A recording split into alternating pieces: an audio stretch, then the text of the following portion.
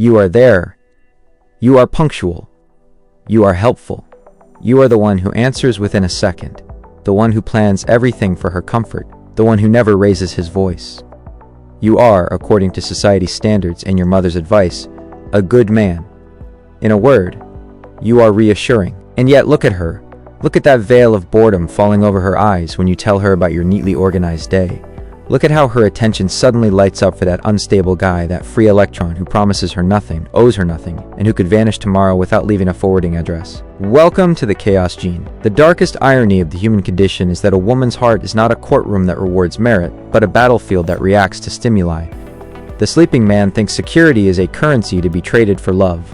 The sovereign man, however, knows that absolute security is the most potent sedative of desire.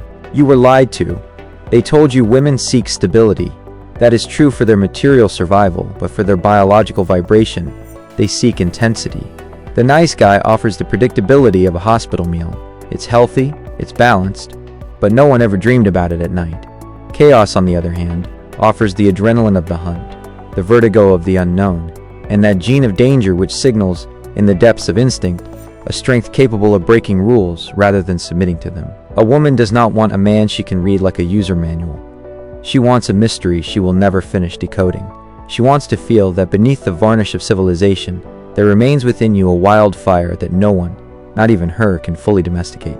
In this video, we are going to stop blaming the apparent irrationality of female choices to finally dissect the biology of the thrill. We will see why your kindness is perceived as a surrender and how perceived danger is the most powerful high genetic value signal in nature. We will learn to inject controlled chaos into your frame so you are no longer the backup option chosen by reason, but the obsession pursued by instinct. If you are ready to leave the morgue of predictability to become a force of nature once again, subscribe. Join those who do not ask for permission to be fascinating. Leave a sulfur like. Show that you are not a finished product, but a storm in the making. And to confirm that you've understood that boredom is the ultimate crime, write the word chaos in the comments. Tell me, at what point did you realize that your perfection was killing your relationship? I will read your awakening reports. Lucidity is our only antidote to lukewarm water. Stay unpredictable. Stay dangerous. Chapter 1. The Uncertainty Hormone. Thrill versus comfort. The cruelest irony of evolution lies in a chemical paradox. The human brain is hardwired to seek security, but it is only excited by instability. The sleeping man thinks the more guarantees he provides, the more he will be loved. He believes his constant presence, his unwavering support, and his total transparency are the bricks that build attraction. He is working on the wrong construction site. He is building a retirement home where he should be erecting an arena. Desire does not feed on certainty, it suffocates on it. On a hormonal level, security is correlated with oxytocin, the hormone of attachment, calmness, and sleep after effort. It is the hormone of the pension, but desire is the exclusive domain of dopamine and adrenaline. And what does dopamine hate above all else? Predictability. The moment a woman's brain knows exactly how you will react, what you will say, and where you will be at 8 p.m., dopamine secretion stops dead. You are no longer a reward to be conquered. You are a familiar piece of furniture. No one desires their sofa, no matter how comfortable it is. This is where the chaos gene enters the stage. The man who embodies a part of uncertainty. The one who doesn't always answer. The one whose plans can change. The one who keeps his thoughts to himself, creates a psychological vacuum. And nature abhors a vacuum. This void forces the woman's mind to speculate, to imagine, to worry. This slight anxiety is the secret fuel of the thrill. Uncertainty regarding your availability or your validation keeps her dopaminergic system on red alert. She is on the hunt, and humans are never more alive than when they are hunting. The dark irony is that the nice guy, by being too nice, kills the game. He gives the reward before the match has even started. He offers the comfort of an end of life to a partner who still needs to feel the wind of adventure. The perceived danger in the chaotic man is not necessarily a physical threat. It is a threat to the woman's ego. Does he truly belong to me? This question is the engine of obsession. Look at the difference in the signal. Comfort says, you are safe, nothing will change. The thrill says, anything can happen, stay alert. Female biology, forged by millennia of selection in hostile environments, is programmed to be attracted to the one who seems capable of navigating chaos or even generating it, because he who survives chaos has better genes than he who hides behind a barrier of predictability. The lucid man understands that comfort is the coffin of desire. He does not seek to reassure the other of her total possession. He injects drops of doubt, unexplained silences, and changes of rhythm. He knows that to remain the king of his realm, he must never become a landscape that one stops looking at because they see it every day. Don't be the boring home port where one comes to repair damage. Be the rough sea that promises the journey but threatens to capsize the heart at any moment. Chapter 2. The Bad Boy Syndrome. The Illusion of the Dominator. The most tragic irony for the nice guy lies in a total misunderstanding of the female psyche. He believes women love bad boys despite their toxic behavior. The sovereign man knows they love them for what that behavior signals. Chaos is not a manufacturing defect. It is a high environmental value signal. Why does the wolf prevail over the sheepdog? Because chaos suggests radical autonomy. A man who does not respect social rules, who doesn't care about what others think, and who follows his own impulses sends a clear biological message. I am strong enough to survive outside the herd. To female instinct, this is the signal of a dominant gene. The bad boy is not attractive because he is mean. He is attractive because he is untamable. This is where the illusion of the dominator sets in. A woman does not seek chaos for the pleasure of suffering. She seeks chaos for the prestige of taming it. There is a supreme narcissistic intoxication in being the one who changes the rebel, the one for whom the wolf agrees to enter the sheepfold. If she succeeds, she proves her own exceptional value. The nice guy is already domesticated. He arrives with his leash and collar, begging for a pat. He offers no challenge, no glory, no trophy. There is no victory in conquering what has already surrendered. The dark irony is that chaos simulates competence. Lack of reliability, unpredictability, and social aggressiveness are often confused by the unconscious with ambition, self-confidence, and protective capability. The bad boy projects the shadow of a powerful protector when he is often merely unstable. But desire does not bother with reality, it feeds on projections.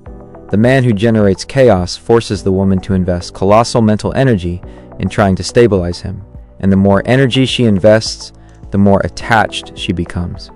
This is the sunk cost fallacy applied to love. The lucid man does not seek to become a criminal or a sociopath. He simply understands that an excess of docility is social castration. He knows he must maintain a part of danger within himself, a shadow zone where his own desires come before the other's need for validation. He does not apologize for existing. He does not ask permission to be himself. The nice guy builds bridges, the bad boy sets the powder keg on fire. And in the glow of the fire, the woman finally sees something that looks like life. Don't be the one offering the fire extinguisher before the first spark has even flown. Be the one who possesses the fire but decides not to burn everything down. For now. Chapter 3. The Prison of Kindness, the Broken Social Contract. The most pathetic irony of the nice guy is that he believes he is living according to a merit-based contract. If I am beyond reproach, if I am attentive, if I sacrifice my needs for hers, then she will owe me her love. This is a transactional view of the relationship that rests on no biological reality. Desire is not a reward for good behavior. It is a reaction to perceived strength. By erecting your kindness as a rampart, you haven't built a temple. You've built your own prison. Why is excessive kindness perceived as strategic weakness? Because it often signals an absence of options. The man who is too nice gives the impression that he has no other weapon to keep his partner. To female instinct, this docility is suspicious. It screams, I am harmless. Yet, in the grammar of attraction, harmless is synonymous with mediocre. A woman wants a man capable of violence, social, verbal, physical, but who chooses not to use it. She wants a civilized predator, not a polite prey. The dark irony here is that your total devotion removes contrast. Without opposition, without resistance, your personality fades away. You become a mirror that only reflects her desires. The nice guy never says no because he is afraid of breaking the harmony.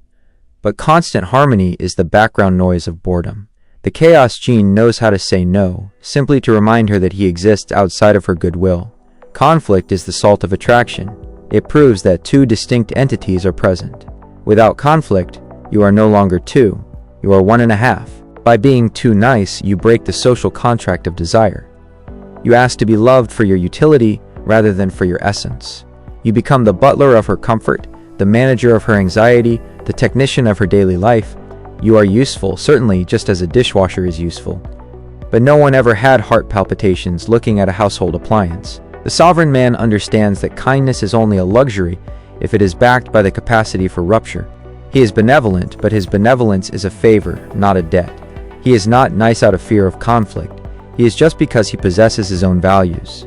If the frame is broken, he is capable of coldness, distance, and chaos. It is this polarity, the ability to shift from softness to hardness, that creates sexual and emotional tension. Step out of the prison of kindness. Break the bars of predictability. Stop begging for love with acts of submission. Love is not negotiated in the offices of complacency. It is conquered on the lands of self-assertion. Chapter 4. Injecting Controlled Chaos, the Sphinx Stratagem. The irony of seduction lies in this delicate dosage. You must not become an agent of destruction, but an agent of uncertainty. Controlled chaos is not the instability of a temperamental teenager. It is the freedom of a man who cannot be caged. The sovereign man is not toxic. He is simply unquantifiable. He adopts the Sphinx Stratagem. He is there, present, but a part of him always remains out of reach, in a shadow zone where she is not invited. Injecting chaos means breaking the linearity of your own narrative. If she thinks you're going to say yes, say no. If she expects you to stay all evening, leave early because a personal project calls you. If she thinks she has mapped out your tastes, surprise her with a radical passion or a sharp opinion she didn't see coming. Chaos is the permanent reminder that you possess an inner life that does not depend on her. It is this autonomy that instantly recreates desire. The key is contrast. The sleeping man is either too nice, boredom, or too mean, rejection. The lucid man navigates between the two. He is capable of absolute tenderness in the morning and surgical coldness in the evening if his frame is challenged. This change in emotional heart rate forces the woman's brain to stay awake. She cannot rest on her laurels. She must continue to seduce you, to understand you, to earn you. Controlled chaos puts the church back in the center of the village. She is the one orbiting your sun, not the other way around. The Sphinx Stratagem also consists of cultivating silence regarding your intentions. The nice guy announces everything. I'm going to do this, then that, and I love you. He kills the suspense. The sovereign man acts first and explains later, or not at all. He allows a slight doubt to linger, not about his loyalty, but about his mental availability. He has missions he doesn't talk about. He has silences he doesn't justify. This kind of chaos is not aggressive. It is intriguing. It transforms your relationship into a novel she desperately wants to read the next chapter of.